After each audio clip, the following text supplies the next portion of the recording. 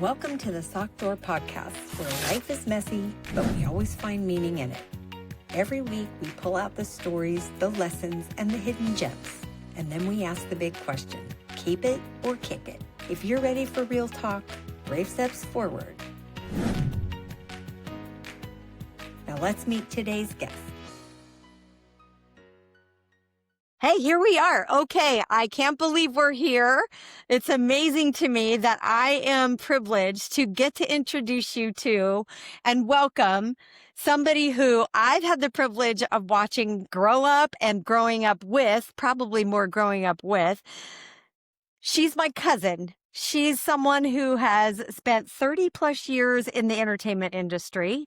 She has built a career for herself of respect and honor and amazing, amazing things that she's got to do. She works for Pixar.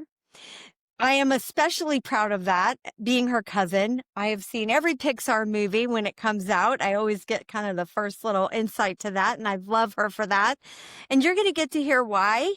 And we're going to talk to her a little bit about her story, what led her to that path, what took her into the entertainment industry, get some insights both personally and professionally, and maybe even some things that'll inspire you to want to join the entertainment industry as well.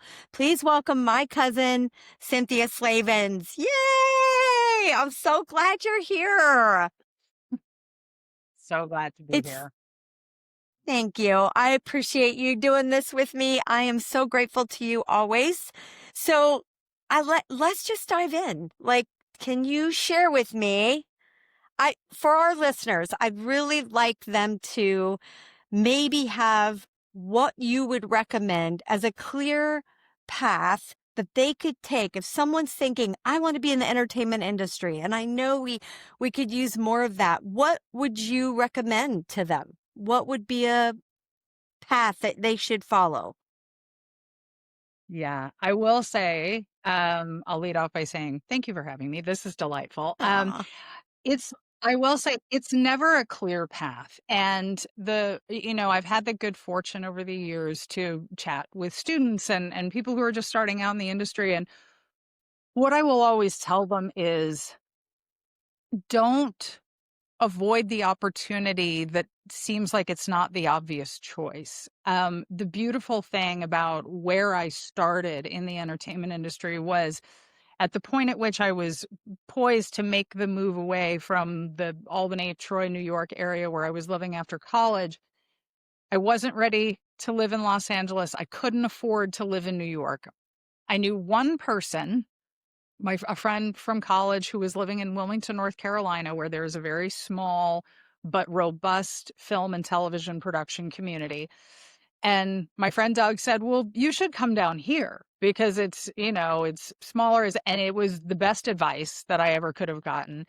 And I moved down to Wilmington, and the beauty of being in the start of your career in a smaller film community is that I wasn't in a position to refuse work. And so what it meant was I worked as an on-set production assistant. I worked in wardrobe. I worked in set decorating. I was Jamie Lee Curtis's stand-in for 6 months. I was, so it Totally wound up remember that. being this patchwork quilt of jobs that on paper might have seemed a little all over the place. But what it meant was I was building contacts. I was building experience. And I couldn't be choosy about the jobs that I was taking. And I think that we I think humans in general, Americans in particular, we tend to get very laser focused on this is the path that I'm on. So I can only take jobs that are on that path. And I think when you're starting out, you need to be a little more flexible about that and take on the opportunities that are going to give you the opportunity to learn. And the beauty of, it's as an example, being a stand-in on set, it doesn't mean that I'm not her stunt double. I'm the person that they are putting into the set. They light on me, that I'm second team. They're like, second team in, you walk in, you stand there, they light on you. They say first team in, second team steps out, first team comes in, they shoot the scene. What that wound up being for me was sort of, work study film school because I was on the set, I was seeing everything as it happened. I wound up being able to parlay that experience into a job on that movie because I Nice. knew where everything was. And we're winding down in production and I'm like, "Oh, I don't have another job lined up." But people kept coming to me with questions. They're like, "Hey, do you remember where blah de blah set piece wound up?" And I would say, "Oh yeah, that was," and I managed to be sort of the post and wrap PA, production assistant for the show, and that sort of laid the foundation for me to eventually move to Los Angeles. And on paper, you wouldn't see that. You'd be like, "Oh, you're gonna be Jamie Lee Curtis's stand-in for 6 months, and this is how that's gonna go." And it's like, Yeah. no, I'm gonna create another opportunity within that, that ultimately wound up being the springboard to me moving to Los Angeles and eventually making the connections, through the people that I met that landed me at Nickelodeon. So Amazing. it's all connected. Um, Yeah. and I feel like that's it's important to remember that is that you never know where the next opportunity, the stepping stone may not be obvious until Yeah. you get to the next one and you can look back and be like, "Oh, that's what that was for. That's why I was Yeah. having that experience." Yeah. Do you feel like there's a need in the entertainment industry for more people to join, to become more part of the entertainment industry? Where do you see it sitting right now? We're chock a block with people, but new voices are always important. New, and I think that the beauty of Pixar is that, it's a company that is coming up on its 40th anniversary. It's been around a long time. Um, so there can be a tendency to say like, "Oh, this is how we've always done this. So this is the recipe that's successful and that's how we're going to do this." And Yeah. you can't be that closed off in your thinking. I think that the beauty of what the studio has done is bringing in different voices, bringing in, new and different filmmakers who are telling unique stories that I think are incredibly valuable and important. And I think that there's a tendency for some companies, they'll sort of put blinders on and be like, "No, no, no, this is what's made us successful." And it's like you kind of can't be that. So yeah, I think that um there's always room for more. There are always room for more voices and more talent. I think that um it's easy to be I if I'm putting myself in the shoes of a young person who's looking at this landscape, it's easy to be sort of find it sort of daunting and overwhelming. But it's like if you can, Sure. think about like what's the thing that you're passionate about? What's the story you want to tell? There's room Yeah. for everybody. Yeah. That's a great point. And if you would do me a favor, so in that same sort of common area, do me a favor, take me back to the very beginning of when, like, what was it happenstance or was it very, directed at like, I definitely want to be in entertainment. I'm just not sure where that is going to take me, but here's where I want. Where was that decision making process for you early on?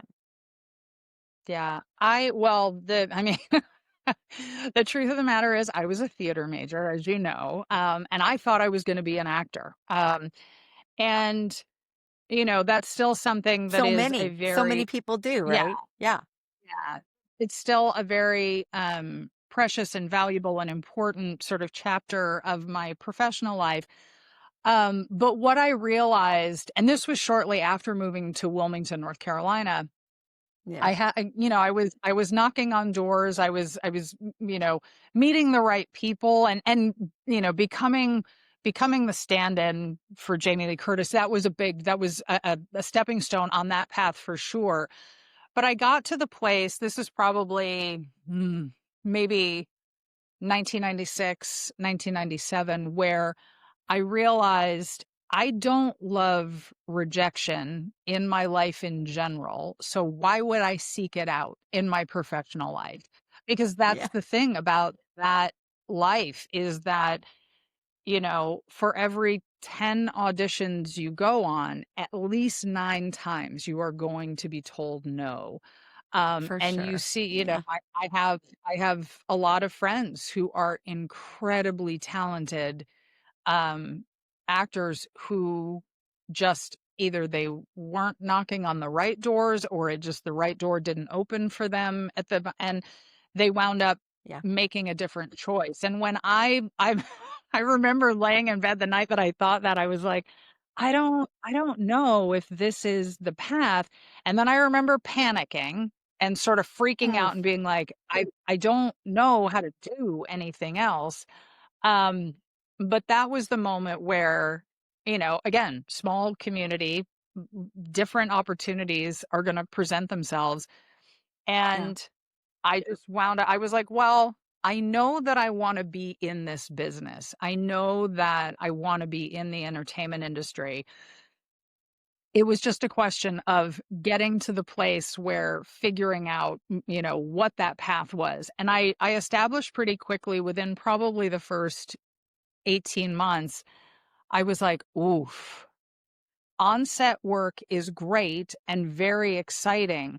It's also Yeah. I'm insane sure. because, Oh, you've really? got How so? How so? it's a finite number of days. You have, in some cases, a massive film crew of, 200 people that you're having to manage the logistics for all of that and figuring out, all right, suddenly it's raining, so our plan for this exterior location isn't, and it just becomes, it was a whole other thing. And also, if I'm, Yeah. taking it down to brass tacks, I my budgeting Please. skills at the Let's hear time it. were Yeah. not conducive to the freelance lifestyle. I am somebody Okay. who I need to know where my next paycheck is coming from. So, moving when I moved to Los Angeles, I made the very calculated decision to say, I need to get a job on the studio side. I need to be in that larger organization where Smart. you can have a little more of a stable foundation. Because Right? I have friends who do onset work to this day who, fortunately they have worked with a team of people who are working consistently and but given, the way things have gone in the entertainment business for the last couple of years, I also have friends who now haven't worked in 2 years and who are looking Mm. for you know, different pathways for themselves. And so ultimately landing the job at Nickelodeon in the development department. And then eventually I moved over to another company in Burbank where that was where it was when I was working at Nickelodeon. And again, this is the thing.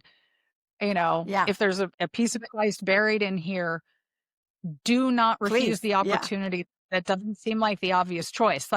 Because I had been at Nickelodeon for, I don't know, a little less than 3 years, I think. And a colleague of mine, my friend Ralph, who was the animation development director at the time, he came to me. I was working on the live action development side, and he said, "Hey, this is crazy, but we have an opportunity for a 3-month gig in Dallas, Texas. The production company, DNA Animation Studios, that was producing Jimmy Neutron, they were kind of in their infancy on getting that property on its feet.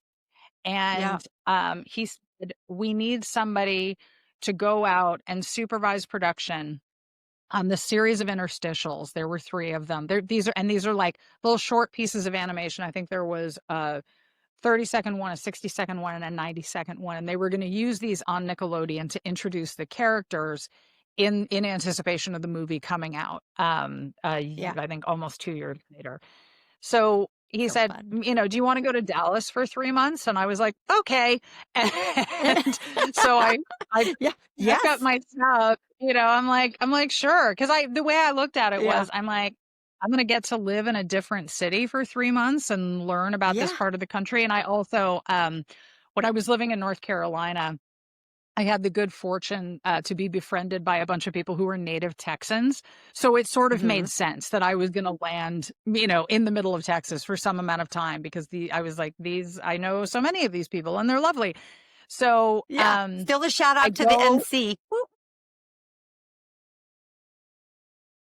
I go to Dallas and I'm there for 3 months, and it gets to the place where I was in the sort of unique position of being the only person from the Nickelodeon TV side that was embedded with production in Dallas, and that became a valuable sort of conduit for the studio. So after 3 months, they said, "Oh, maybe another 2 weeks. Okay, maybe another 2 weeks. Okay, maybe another month." And I think it was at the end of August, they were like, "You might wanna move your stuff. Like, we think we wanna keep you here." And I was like, "Okay." So I wind up in Dallas for the better part of Yeah. 2 years through the course of feature production for Jimmy Yeah. Neutron, which that was where I really solidified because I wound up working very closely, not only with with production leadership, but with the post-production team. And that's where I kind of solidified, like, I'm like, oh, this Mm. is my jam. These are my people. You And loved I it. say it all the time. I say it all the time to my team, and in the world, it takes a very unique personality to wanna work in post-production. It's very much Now, tell me why. Tell me what you mean by that. well, you have to be pretty detail-oriented. You have to be because Okay. it's the way I always put it is, we're the only department in the production pipeline with a deadline that cannot move. It is a brick wall. A release date is a release date, and come hell or high water, we are going to make that. So, it becomes you have to, you know you never get to say no. Everything has to be a conversation. If you have a producer or somebody coming to you saying, "We need to do X, Y, and Z," you can say, "Okay, I can't give you X, Y, and Z specifically, but here are the options that I can offer you that will get to the same result." So it requires, I think, an interesting balance of, very specific thinking, but also flexibility in your thinking to be able to come up with a way, to get a job done that doesn't wind up breaking the bank, that doesn't wind up taking a Okay. ridiculous amount of time, that doesn't wind up, making everybody late. So So, it's so that if I was can, so yeah, yeah. So let me jump in here. I just have a question about that. So you really detailed oriented, budget friendly, or budget oriented. Like you have to budget really conscious. know so many different things in order to, right? Is that a fair statement? It is, and it helps that, you know, I think that over the using Pixar as the example. So when I Yeah. started at Pixar, the better part of 20 years ago, Mm-hmm. post-production was Amazing. not well understood. And there it for a time, everybody thinks like, oh, post production is just editorial, and it's like, oh, actually, no. Sure, that's part Yeah. of the conversation.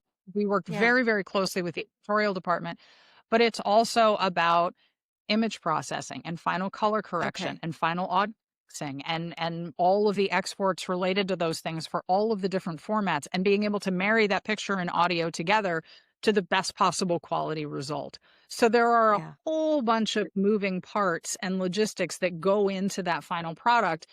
And when I started at Pixar, I think that the post production was just sort of a black box for the producer and director teams. They were like, "Well, I don't know.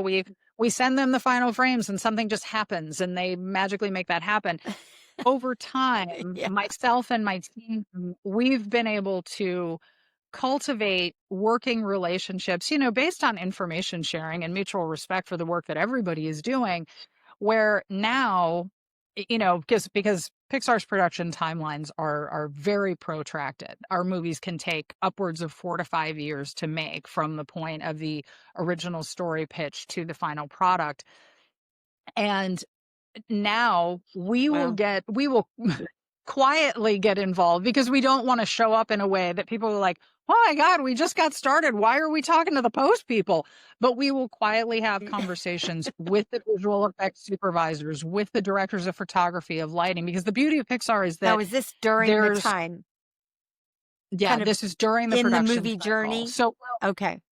Yeah, Okay, gotcha. exactly, exactly. And we'll start having conversations just to say, tell us about the look of your film. Tell us if there's any new technology that you're using. Tell it because it used to be way back in the day, 20 years ago, we would get a pile of the final frames, we would get the movie, and it was whatever we had to do to crowbar that into the pipeline. Now we're able, by way of really effective communication, we're able to have so many conversations so much earlier that set everybody up for success in the finishing pipeline. And what that means is that at the end of the pipeline, we're working like this. We're working real, real fast.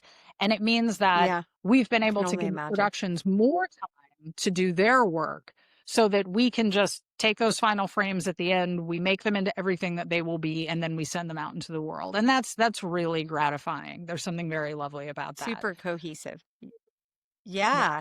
Well, I mean, that speaks volumes for not only you as a director, studio mastering and operations, but also, and how your evolution of that 20 years, with Pixar and being able to help evolve that. But I'm sure, Pixar just is, you know, Pixar is Pixar. There's nowhere else, no other way to And say it. But we're go ahead. I have a question for you when you're done.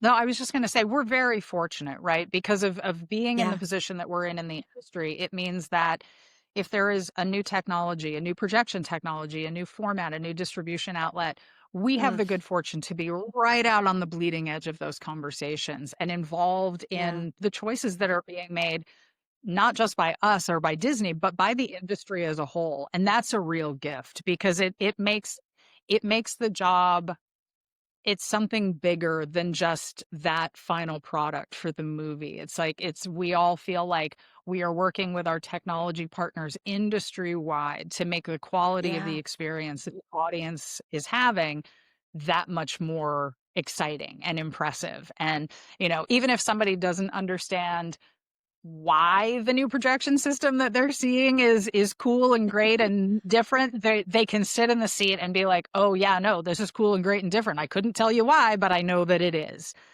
And Yeah. PS making it worth the ticket price. Yeah. And speaking of that, like we were just talking about this before we went on air, it's just the whole idea of movie theater and going. I don't want to change the subject because I have this really burning question for you. What part, Sure. I think, first of all, I want to make sure, did we miss the part where you went from Texas and that into how you got into Pixar? I want to make sure we capture that Uh, part of your journey. yeah. So yeah, there are sort of, again, it's the stepping stones that you don't realize. You're like, oh no, there's a larger purpose. There's a higher purpose for this. Yeah. So Love I that. leave Texas, I come back to LA. I wound up leaving Nickelodeon a few months later. And by the end of that year, I think this is 2002, maybe 2003. I was working for a company in Burbank called New Wave Entertainment, and New Wave was responsible. They created, it was sort of at the apex of home video production, where a lot of behind the scenes special features for DVD and home video, a lot of long form documentary programming for like the History Channel and Lifetime and stuff like that.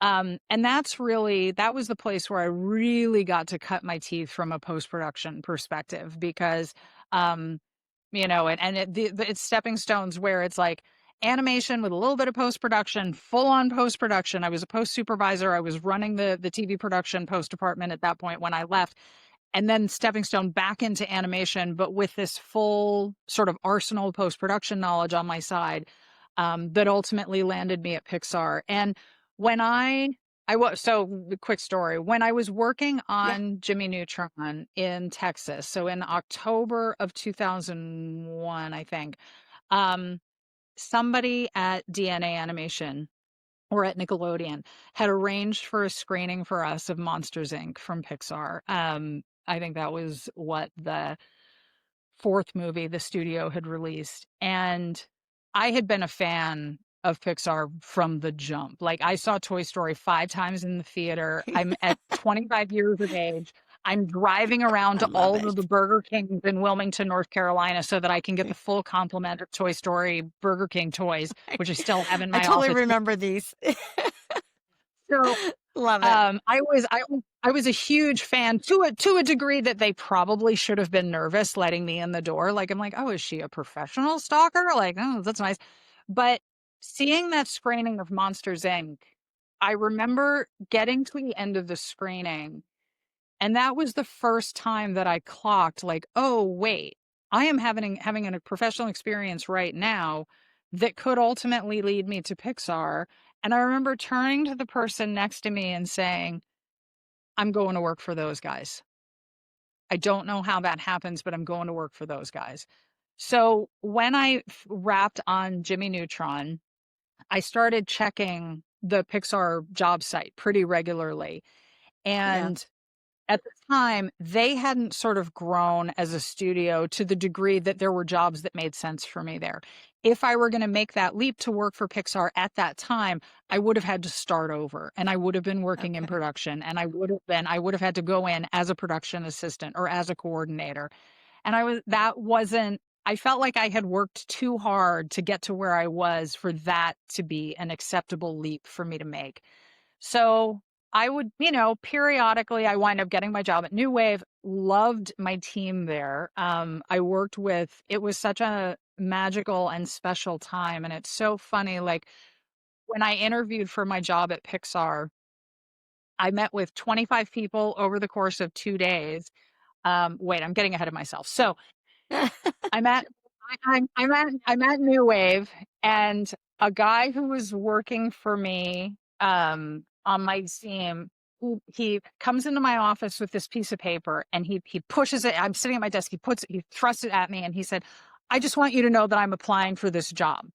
And I was like, "Okay." And I take the piece of paper from him. He walked into my office, and it was for um effectively, it was a post coordinator position. It was a post-production coordinator position. That's not the title of the gig, but it's effectively, I was like, and I'm looking at this, and it had been a minute since I'd looked at the Pixar job site, and I was like, hmm, there are jobs in post-production available at Pixar. That's interesting. So this is July of 2005, and I go, I put down that piece of paper, I go onto Pixar's job site, and there is a listing for a position. It's the post-production supervisor for, I think, for home video was how they were. And I was like, oh, this is my gig. And I'm reading the job description, and I was like, yeah, this job was tailor made for me. So I submit my resume, and the the lovely thing about Pixar is that because of who they are, and there's less of this in the present day, but at the time, they could be glacial in their hiring process because everybody's applying, everybody wants to work. So I get a call.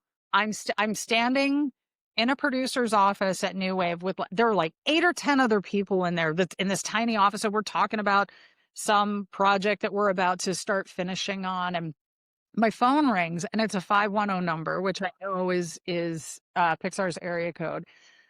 And I look at the number, I step out of the office. I was like, "Hi, it's Cynthia." And the gentleman who was the head of post-production at the time, he's like, "Hey, Cynthia, this is so and so from Pixar. I was just wondering if you might have a minute to talk." I was like, "Yeah, if you could just hold on for 1 second." I sprint. Like, and I'm not a runner. That is not my thing. I sprint from the TV production pod all the way to the other end of the building, out into the parking lot. And I'm like, and I'm like, okay, catch your breath. And I was like, "Hey, Bill, how are you?" And so we chatted for like 20 minutes about this, that, and the other thing, informal phone interview. And recruiting called me, I think probably about a week later, and I had 2 interviews with them. They flew me up twice towards the end of November, and I met with 25 people over the course of 2 days. The hiring process at Pixar is pretty extraordinary. The way I've always put it is you kind of get sniffed by the whole herd because they want yeah. They want to make sure that everybody's comfortable with the hiring choices that they're making, which is super smart, right? Like it's, And there was only one interview in all of those interviews that actually felt like an interview. The rest just felt like these fascinating conversations. And I remember walking away from all of the interviews thinking, well, even if I don't get it, I've had these extraordinary conversations that are going to benefit me in some form or fashion, probably for the rest of my life. But there was one interview that was very much by the book. And this person asked me, why do you want to leave your current position? And I said, I don't. I said, I am in the great, really lovely, privileged position of working with an amazing team doing, great work that is super fun. And the only reason that I'm looking elsewhere is because it's Pixar calling. If it were anybody else, I wouldn't even be considering it. And that, it was one of those moments where I was like, yeah, that's 100% true. That it was really, we were having, that, like I said, that crew of folks at New Wave Entertainment at the time. It was so special. It was such a unique time. And I look back on it in a very nostalgic way. But it provided the stepping stone for me to get to the studio. And I started there in January of 2006, the first week of January 2006. I think in some ways, that I was successful at all because I in my on my path, on my journey to this professional life, I had a very robust social life. And I was flitting around doing this, doing that, meeting this person, running to this party, doing that. So in some cases, now I look back at that and I'm like, good Lord, it's a miracle that we even got here, right? Like, but I think that the things about balance, right? I was enjoying my very rich, robust social life of my 20s.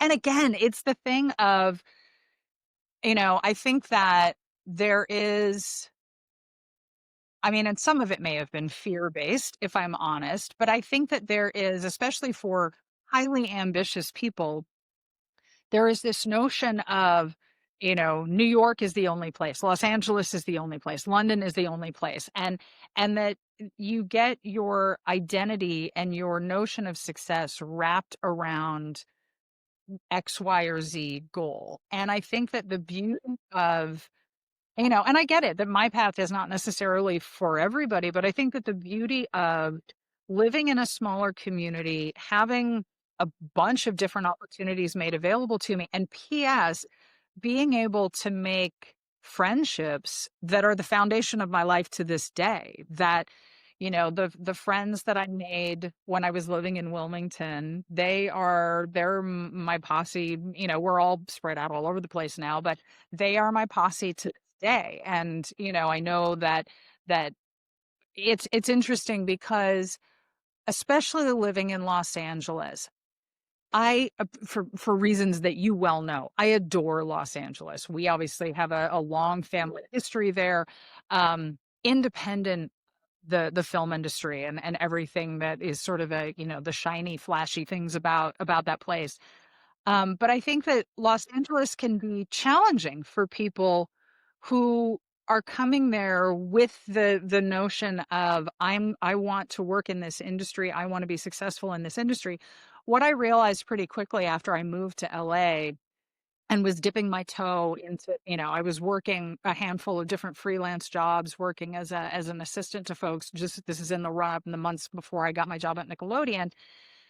And I would realize every time I was out in a social situation, I'm talking to someone and I realize that my value as a human being is being assessed based on what I can offer them. Who do I work for? What studio am I with? Are somebody I can pitch to? Who's your boss? Who's your boss's boss?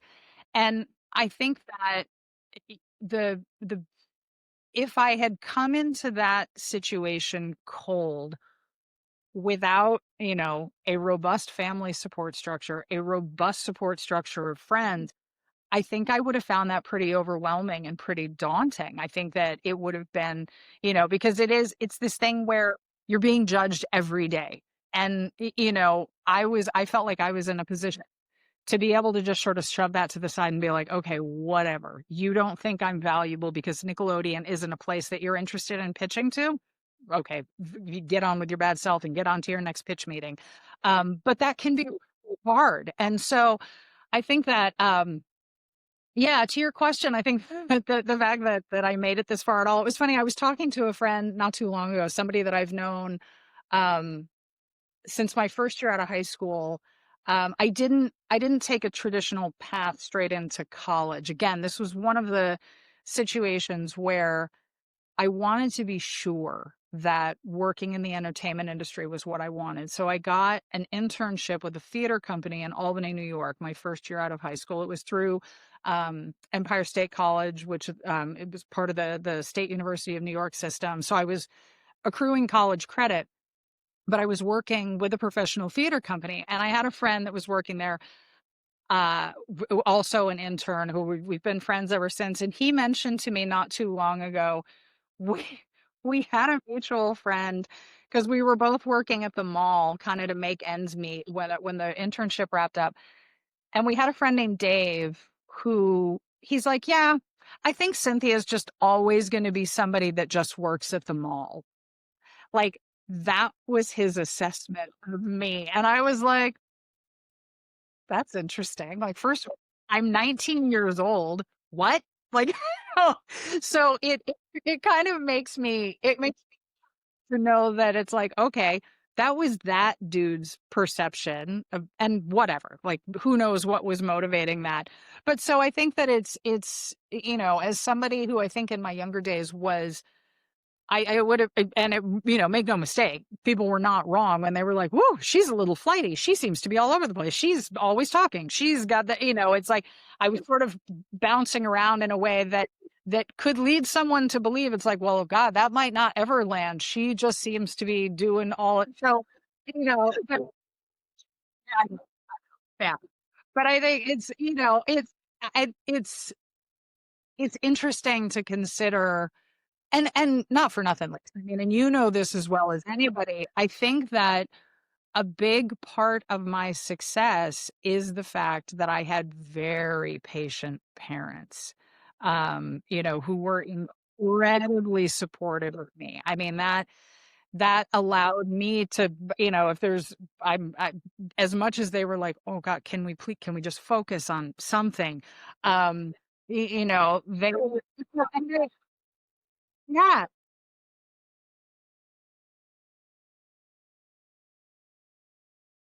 honestly, oh my God, and I'm all, I'm always on.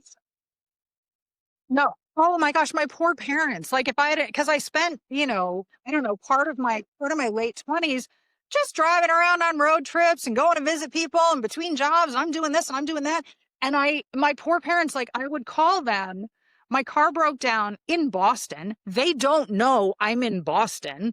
And I'm calling from a payphone to be like, "Hey, so funny thing." Yeah, like, no, there weren't cell phones. Yeah, but I'm like, "Hey, I'm getting my car towed to this garage. Can you call them and give them a credit card number?" Like, come on. Like I mean, the fact that my parents didn't just, say, "You're on your own, kid." Like, I'm like, "Thanks so much." Like, I look back on it, I'm like, "Oh, bless their hearts." And obviously, I think we came out the other side, and that paid off for everybody in spades. But oof, I mean, there must have been. I mean, and part of me does wonder, especially for my mom, if she just wasn't like, well, maybe at some point we'll just lose her. Maybe she'll just go off into the sunset, and she might come back, not back. You're catching me at a really interesting moment in my life. So as you well know, in the last couple of years, I've suffered quite a bit of loss. Lost my dad 2 years ago, my mom in February of this year, and inexplicably my eldest brother in May. And so what this has meant is, for all of the, flightiness of my younger years, I've always prided myself on being somebody I can just handle it. Doesn't matter. Like we'll figure it out. I can handle it, and I can manage all of the things. I can hold all of the things. I can balance all of the things.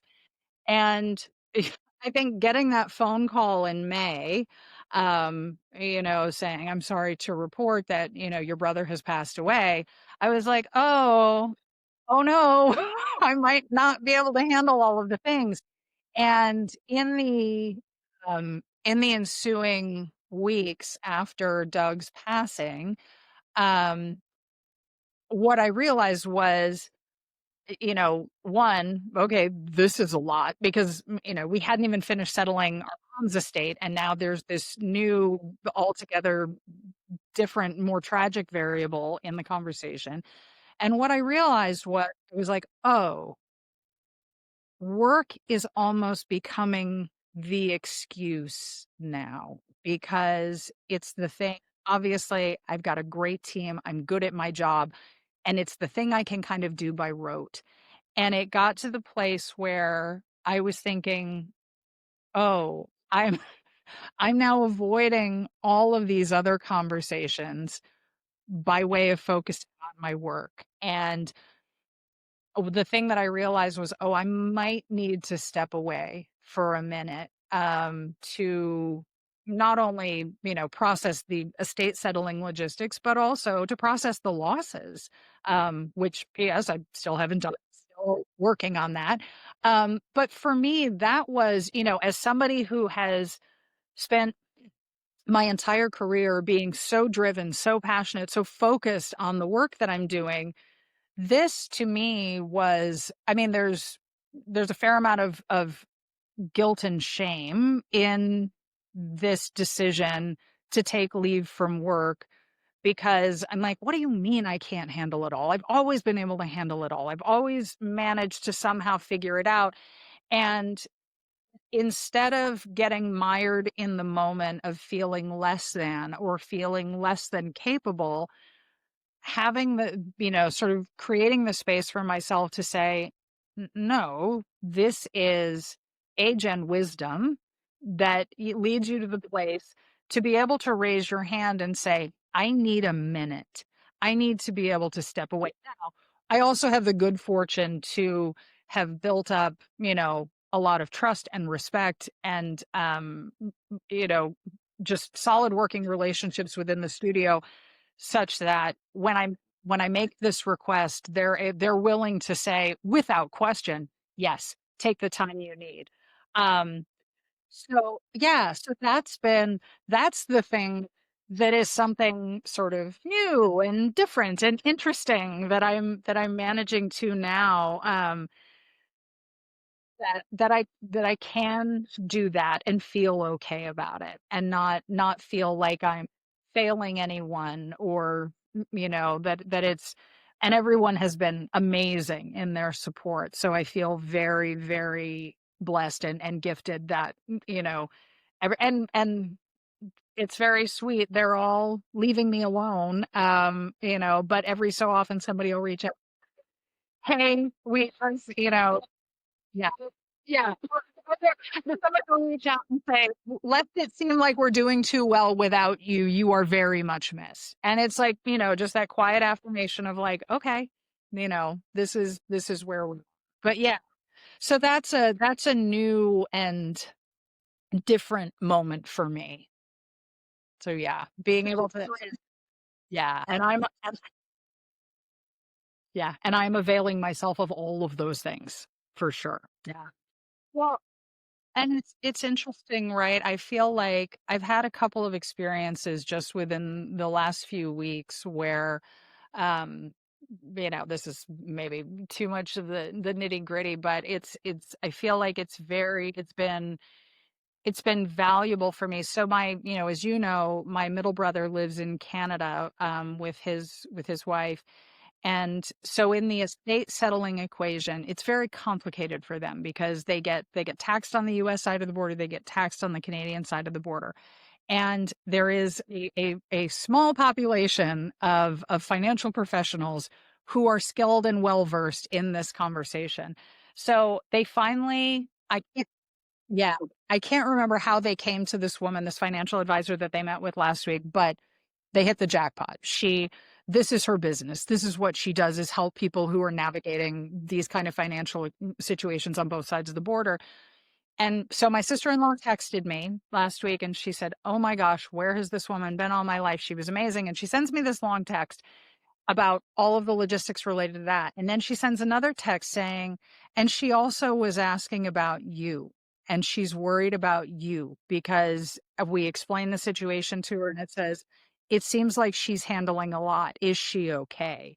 And I was like, I was so struck by that and so grateful to my sister-in-law for sharing that because to feel seen like that by a total stranger in another country, 3,000 miles away, who can simply hear about the logistics and all of the stuff that we're all carrying, and to be able to recognize like, oh, this person that I don't know who is absent from this conversation seems like she's doing a lot. How's that going? And it's just those small moments where you feel, like all of a sudden it's like, okay, this I am seen in the world. And PS, I get a lot of this every every one of these insurance companies talking to Social Security, like these poor people, they hear the story come out of my mouth and they're like, oh God, whatever we can do to help you. And it's amazingly validating. And it's like, okay, even in the midst of, swimming in this sea of grief in a very, sad time of life, it's like, all right, there are people near and far who are prepared to step up and see me and have these conversations. And it's a reminder that, people are good, people are kind, or, and that especially when you are sharing that kind of intimate experience and information with them, that they will show up. Yeah, with a perfect stranger. And then who is, so many of these folks have been 100% incentivized to be like, we'll do whatever we can to help you. Like, it's really extraordinary. So, it's a really lovely balance to strike in the face of a series of very sad situations, to know it's like, okay, that support exists in the world, whether it's with people who are close to me or people who are far away that I don't even know. So yeah, I would say give yourself the space to feel what you're feeling. Give yourself the space to grieve. I mean, not for nothing. I'm so sick of crying in front of strangers. Like, and it, I think, I think that being open to whatever you wake up with, right? Because there are some days that I can wake up and I can be very circumspect about the fact that it's like, look, my mom lived a good long life and how fortunate are we? And my brother, he gets to be forever young in all of our minds. I think that he would actually prefer that. I don't think that he was somebody who ever would have wanted to get to the place where he was infirm or incapable or seen as either of those things, right? So there are these little, kind of tender silver linings in this. And there are days that I'll wake up and I can be very much like, yep, no, that's where we are. There are other days that I wake up like I was on the I was on the horn with my folks' attorney who did all of their estate work a few weeks ago. And I get up in the morning and I'm like, no, I think I'm feeling pretty okay. We log onto the Zoom. I immediately burst into tears and I'm like, God bless it. I'm like, and I said to her, I was like, Amy, I'm so sorry. I said, I never know what I'm going to get when I wake up. And some days I wake up and I'm completely level headed about all of this. And other days I wake up like this. I said, and I'm sorry you're getting this version. And I think that, the other aspect of that is, again, kind of, to what we were talking about before, is that everybody gets it, right? Everybody, I think that we could do a better job, particularly in this country, of talking about death and talking about grief and acknowledging it as a natural part of life. Um, so that's obviously a much bigger conversation, but everybody understands the loss and the grief, and they get it. But I think that has been kind of a learning experience and an education for me as well, is giving myself the space to feel all of this and to just, be where I am with my feelings in those moments. I'm hoping that once the logistics part is managed too, there will come a time where I can just exhale and kind of get back to my life as I know and understand it, but understanding and acknowledging that these feelings are something that I'm always going to be carrying with me. It doesn't go away. So, and I think that acknowledging that as, again, part of the natural evolution of life, and the experiences that we are all going to have at some stage, and that those feelings, that it doesn't have to be something debilitating that leaves you unable to function, but that you can sit like, okay, this is something that I carry with me now. And that there's balance to be found in that too. Yeah, thank you. I appreciate it. No, no, it's I am not oh, favorite socks god. I don't know. I I don't know. I have a sock problem. Yeah, I have a sock problem. I I have too many socks. It's a situation. Like, I love the little Bombas, the low ankle socks. I love, like, and I've got my wintertime socks for upstate New York. Like, I have a sock problem. I am an equal opportunity sock. Oh no, I think that no, I think that might have just been the connection. I am a morning person, 110. If logistically, if I could manage my life so that I could be in bed at 8:30 every night, I 100% would be, but that's not practical, because then you still have to be. Exactly, exactly. Yoga.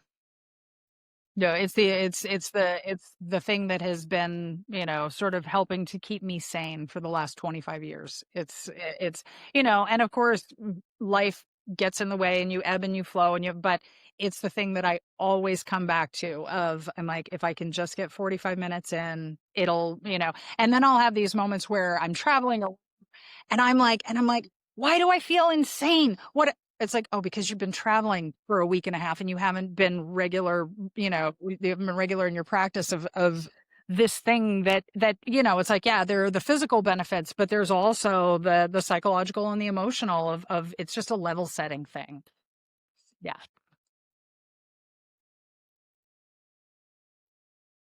I, I do. I Well, he definitely practices with me, and it's very funny. Like, the other morning, I do a 6 a.m. class on Tuesdays and Thursday that I do via Zoom, and I'm I lay down, I'm in shavasana, I'm in corpse pose at the end of the class, and he just comes and stands on my chest. Like, he's like, "Hi, are we done with this now? Can we be done with this now?" Oh, it's very sweet. Yeah. So I'm doing my own version of doggy yoga at home. Well, I'd say work. Like, that's been really extraordinary. And the fact that I've gotten to a place in my life where I can make that choice without feeling insecure about it, or without feeling like it reflects negatively on me, that's a big deal. And I'm make no mistake, when my leave is over, I'm very excited about work and everything that's waiting for me there, but also understand that right now I am sort of at capacity, and I need to be focusing on these other things. Coffee, 100%. I am Civil Porter's granddaughter. Are you kidding me? Those genes run deep in us, sister. I that Yeah, exactly. Well, it's actually, that's one of my things. Like, when I travel in different parts of the world, I'll always buy a bag of coffee beans wherever I am. Like, I just had the good fortune to visit friends in London at the end of July, and I went to Fortnum and Mason and bought a bag of coffee beans. But when I'll be traveling in a different state or whatever, I'll always stop at a local coffee shop and buy whatever they've roasted, which is it's a nice obviously our lives are weighted down by so much stuff, and we all have so many things. It's a nice little memento of a place that I can always get, that I can use when I get home and reflect on, the happy memories of whatever trip I've just taken. But not have a permanent object that lives in my house that I have to drag around with me. Yeah, exactly. Exactly. And I mean, I think, well, I'll tell you, I think my motto for my life in general, and in my professional life in particular, has always been, be specific.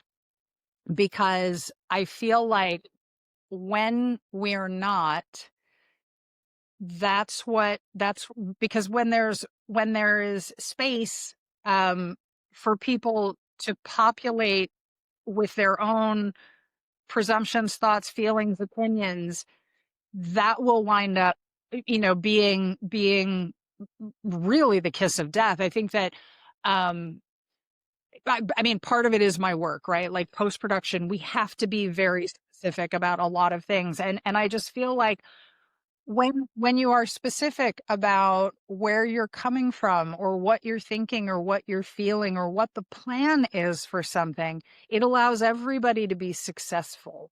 And I think that,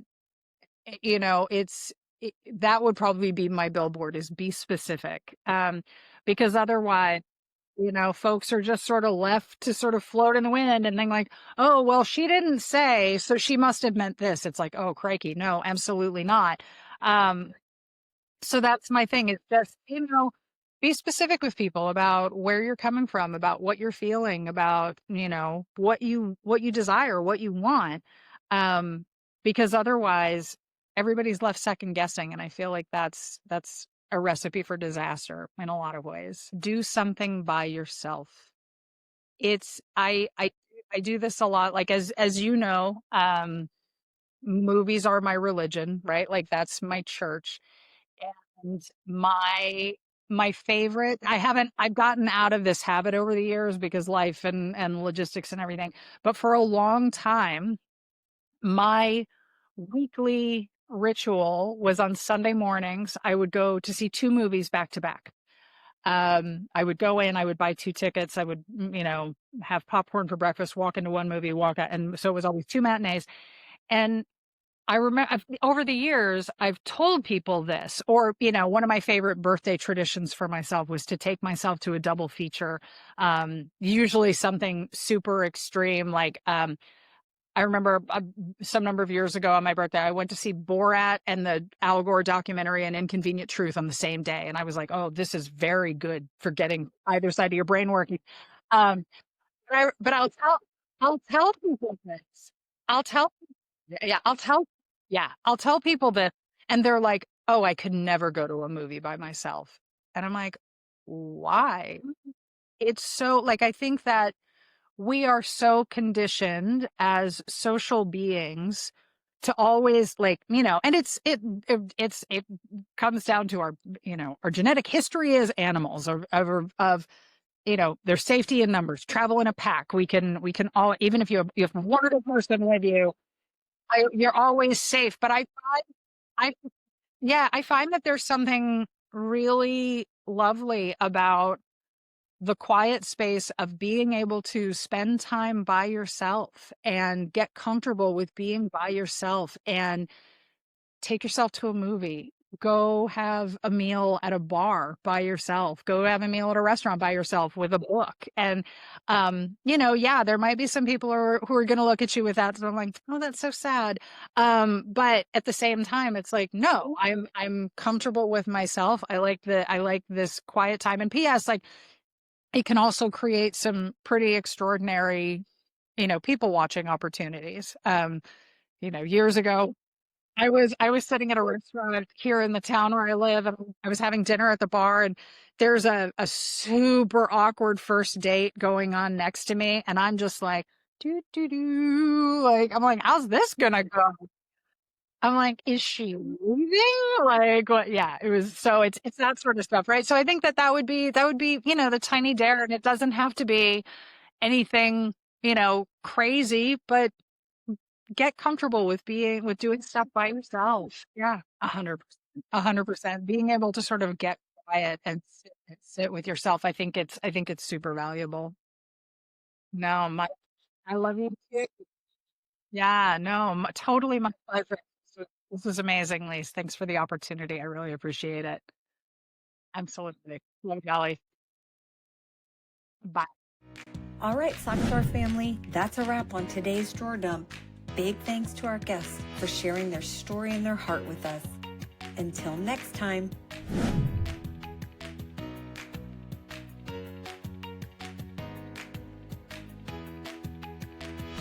Don't forget, life's too short for mismatched socks.